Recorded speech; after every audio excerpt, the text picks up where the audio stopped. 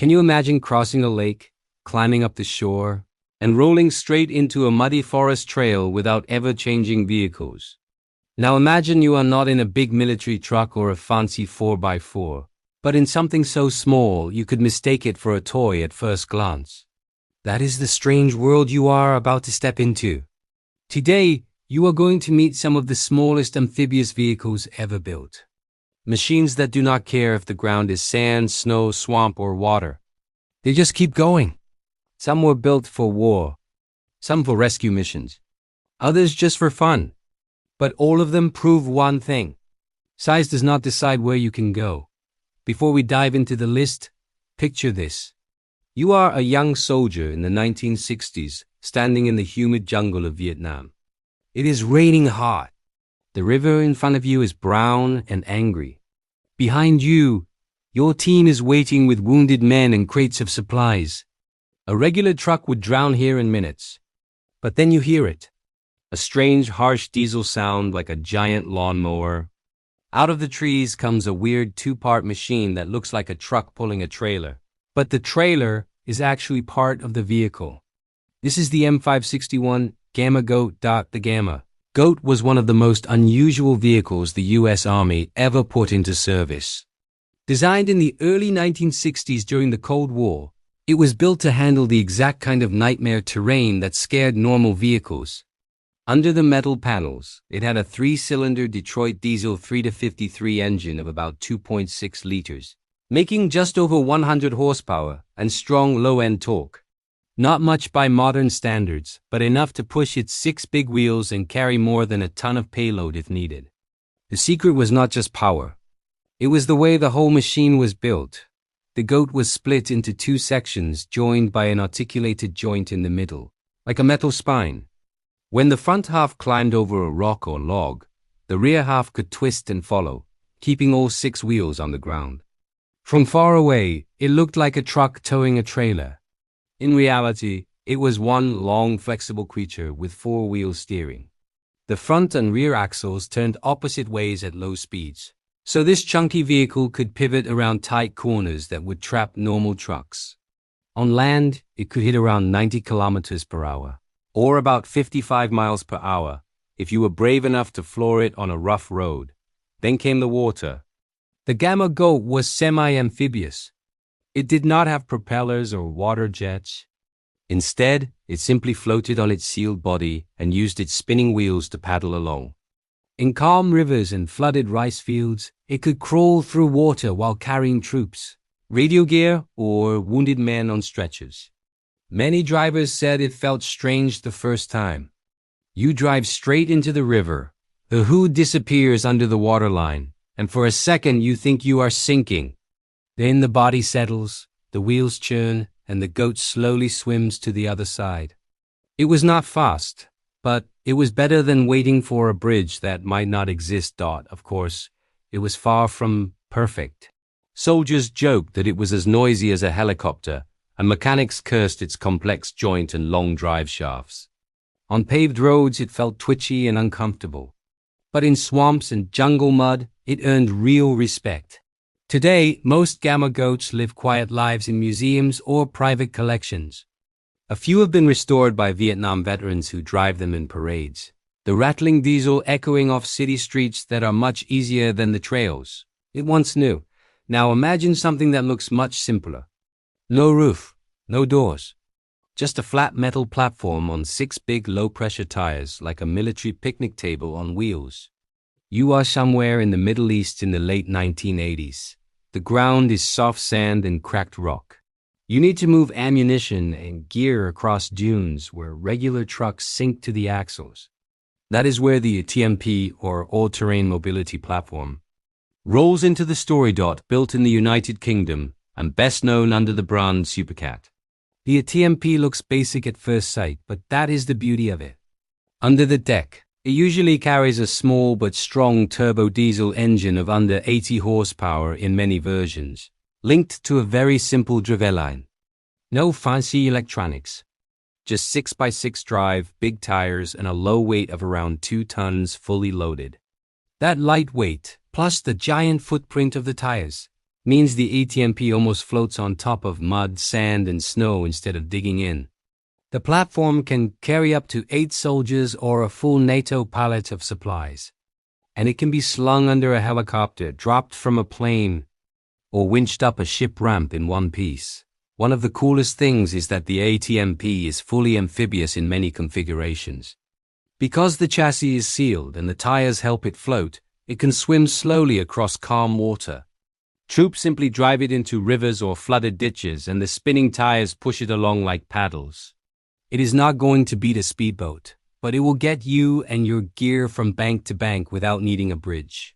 British forces used it in places like the Gulf War and later conflicts, where rough, broken terrain made normal trucks useless.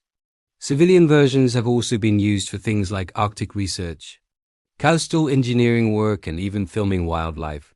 Because you can strap camera gear to the deck and crawl quietly into places where regular vehicles cannot go.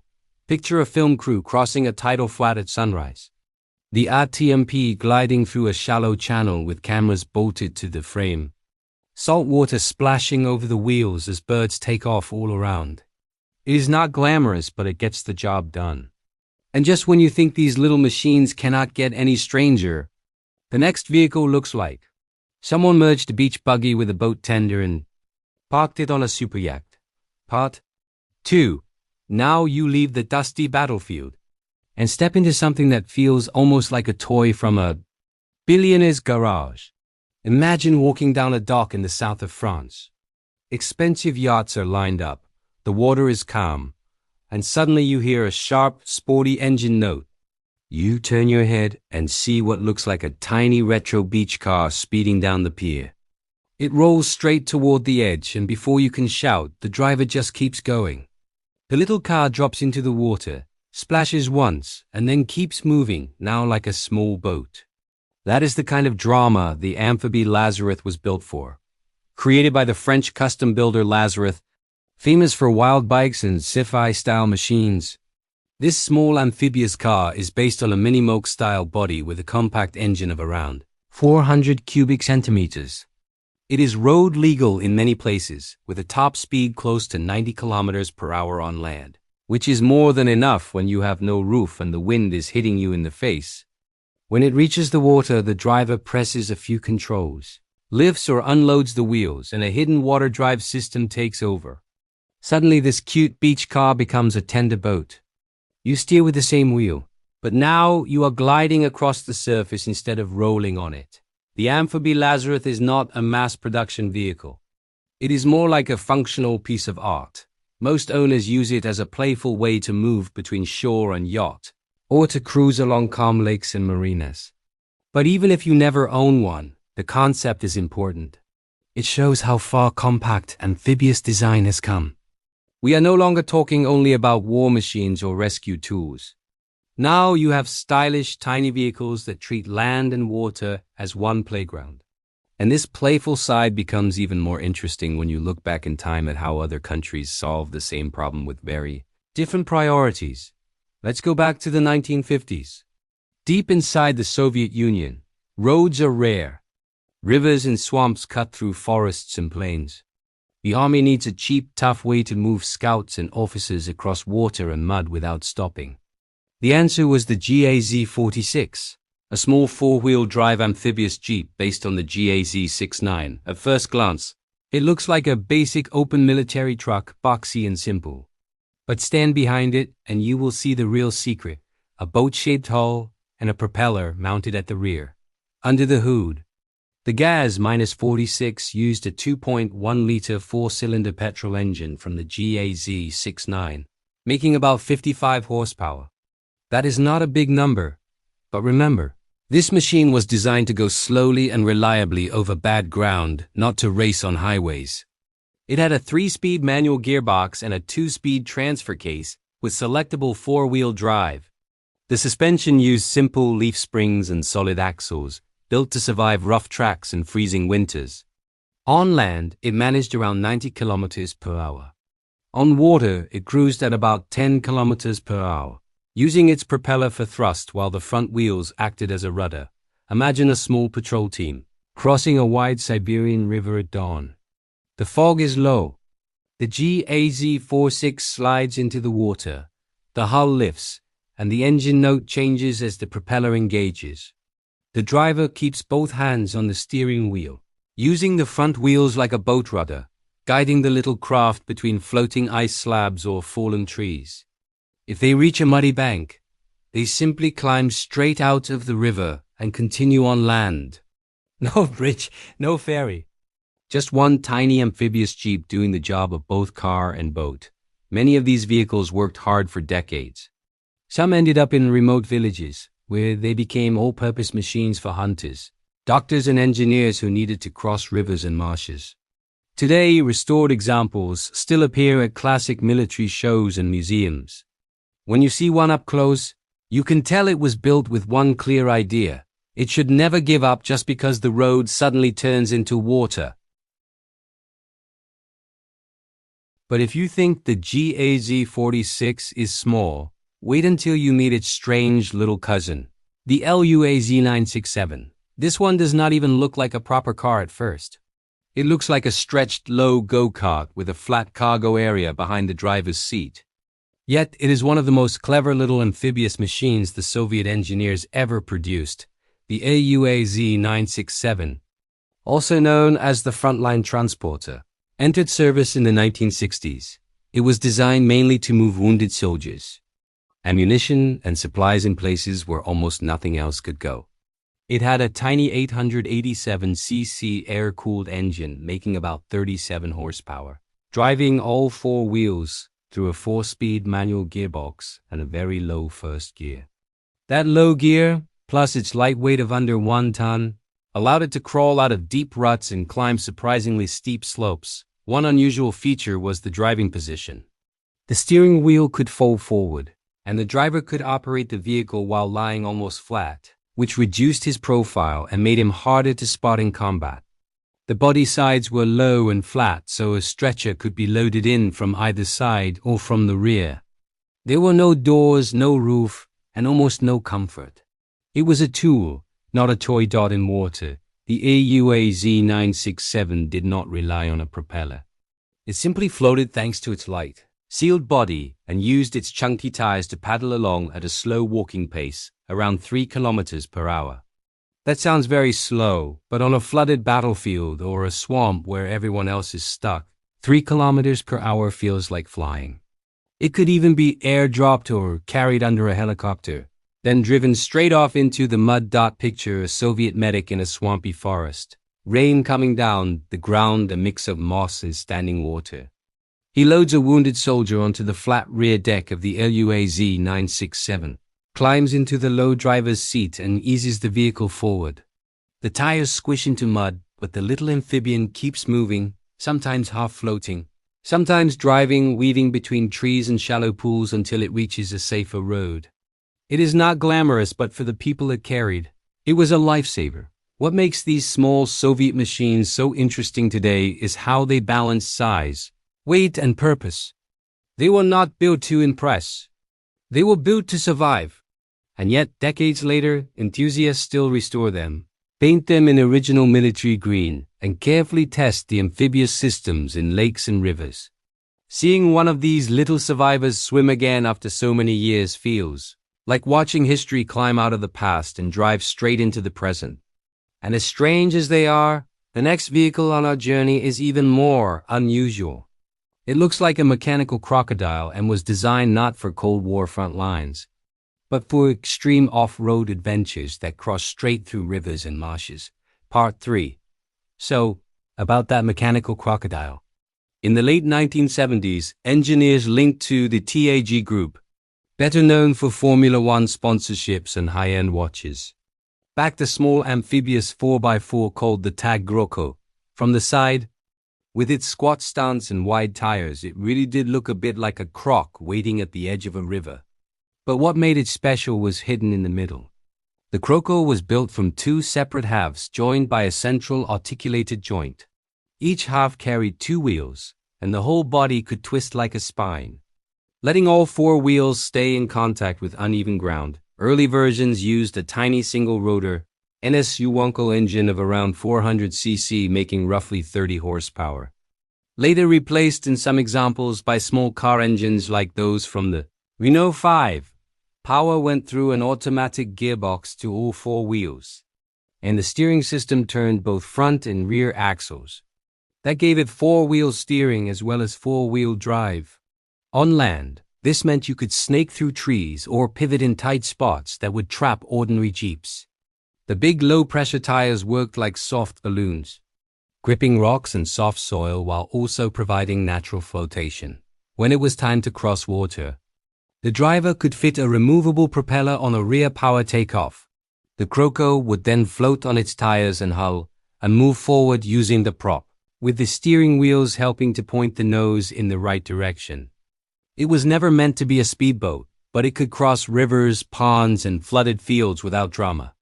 Imagine driving through a forest trail, rolling down a muddy slope into a river, feeling the body lift as the tires leave the bottom, and then calmly chugging across to the other side without changing vehicles or even getting your boots wet. That was the promise of the Croco. Sadly, the world was not quite ready. The Croco Tag never went into big production. A small number were built in Germany and Switzerland, and many of those ended up in storage when the project ended in the early 1980s. Today, surviving examples are rare collector gems. When one shows up at auction, covered in faded green paint and chunky tires, off-road fans immediately recognize it as something special. It is one of those designs that feels decades ahead of its time. A mix of simple mechanical ideas that together create a very capable little amphibious animal. Now, from crocodiles we move to something that looks more like a friendly bug on tracks. Imagine a remote mountain pass in the 1960s. Snow is chest deep. The wind is howling. Somewhere up on the slope, a small weather station or ski hut needs fuel, food, and people. A normal truck is useless here, and even many snowmobiles would struggle.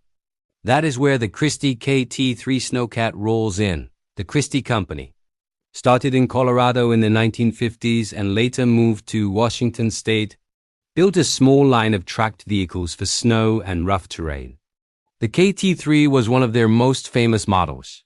It used an air-cooled Volkswagen engine mounted near the front, sending power through a complex gearbox to a pair of rubber tracks. The cabin was small, with seats for a few passengers and simple controls. Instead of a steering wheel, many Christy snowcats used levers or joystick-style controls to slow one track or the other and make tight turns. The magic of the Christy was not just the tracks. It had an adjustable suspension system that could tilt the whole body relative to the tracks. On a steep sideways slope, the operator could level the cabin so people inside were not leaning at crazy angles. That made long trips in bad weather much safer and less tiring. The tracks spread the weight so well that the pressure on the snow was less than that of a human foot, allowing the KT-3 to float over powder where heavier vehicles would sink and dig in. Most KT-3 South were designed for snow, not water. But the idea of small tracked vehicles that could also handle ponds and streams led Christy to experiment with amphibious versions of its larger KT-4 model, sometimes nicknamed the Water Walker. Those designs used sealed bodies and careful weight balance so the cat could float and slowly paddle across calm water. Even when the KT-3 itself stayed on land and snow, it still fits our story. Because it pushes the same idea. Take a small machine, give it smart engineering, and suddenly entire regions of the planet become accessible. Picture this. A small Christy KT-3 climbs up a mountain road that has disappeared under deep snow. The operator looks through a simple flat windshield, the wipers knocking away ice. Below, the tracks hiss and crunch, flexing over hidden rocks and frozen streams. The adjustable suspension keeps the cabin mostly level as they traverse side slopes that would flip many other vehicles. After hours of climbing, they reach an isolated cabin where scientists have been stuck for days. Boxes of food and fuel come out of the rear compartment. For the people up there, this weird little snowbug is a lifeline. Production numbers for the KT-3 were low, probably well under 1,000 units in total across all Christy models. Many disappeared as ski resorts upgraded to newer machines. But a handful of fans have rescued these old snowcats from barns and backlots. restoring them with fresh paint and rebuilt engines. Some even take them to frozen lakes and deep backcountry trails just to prove that, even decades later, these small tracked machines can still go where almost nothing else can. Taken together, the Tag Croco and the Christy KT-3 show two very different ways of solving the same problem. How do you stay mobile when the world throws everything at you? Rocks, mud, snow, water, and steep slopes. One machine uses an articulated frame, rotary engine, and balloon tires to walk like a crocodile through swamps and rivers. The other uses tracks, clever suspension, and a humble VW engine to float over snow and ice. Both are small, both are rare, and both prove that amphibious in extreme terrain. Design is as much about creativity as it is about raw power, but our journey through tiny amphibious machines is not over yet. So far, you have seen military workhorses, rescue platforms, and experimental off-road oddities. Next, you are going to meet the most famous car that swims, a World War II amphibious legend, and finally, one of the strangest little water-ready microcars ever sold. This last one is so small and so odd that when you first see it roll down a boat ramp and keep going, you might think you are looking at a cartoon come to life.